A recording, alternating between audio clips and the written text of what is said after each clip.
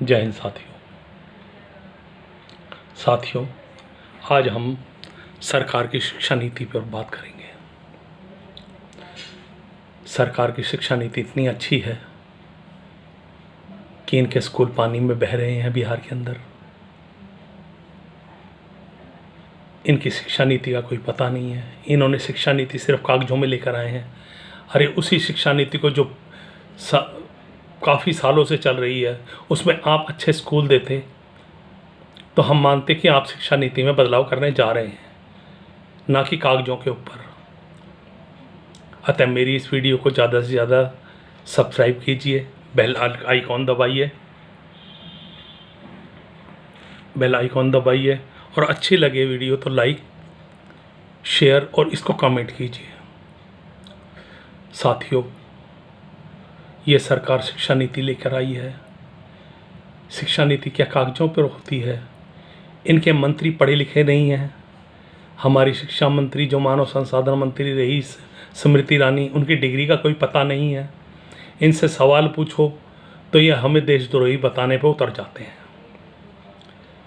कोई सरकार आज तक ऐसी नहीं हुई जो जनता के खिलाफ खड़ी हुई हो। इनके खिलाफ इनसे सवाल पूछो तो आप इनके सबसे बड़े देशद्रोही हैं। अब आते हैं हम शिक्षा नीति पर। जो शिक्षा नीति इतने सालों से चल रही है,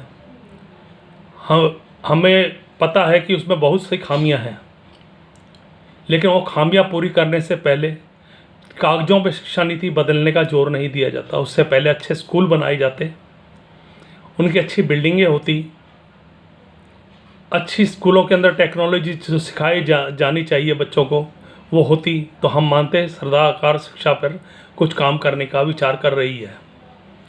स्कूलों में बिल्डिंगें नहीं हैं, स्कूल खुले में पढ़ाए जा रहे हैं। यूपी, बिहार जैसी जगहों पर जहाँ बच्चे पेड़ों के नीचे पढ़ रहे हैं, स्कूल टीचरों को तनख्वाह नहीं मिलती है और ये स्कूलों की बातें करते हैं।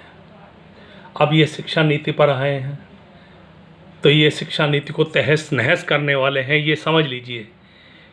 क्योंकि इन्होंने बात की काला धन लाने की, तो नोटबंदी लाकर इन्होंने व्यापार को तहस नहस कर दिया।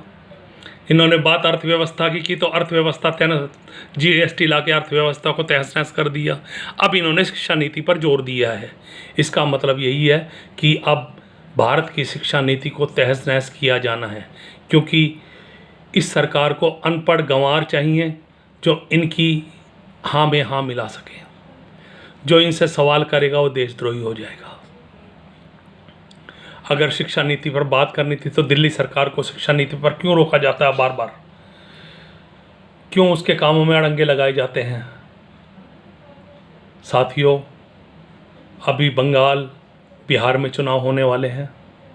हम ये ठान लें कि हम उसी पार्टी को वोट करेंगे जो शिक्षा, स्वास्थ्य और महंगाई की बात करे। और बात ही नहीं करे, क्योंकि बातें तो ये इलेक्शन से पहले बहुत करते हैं, इलेक्शन के बाद कुछ नहीं करते।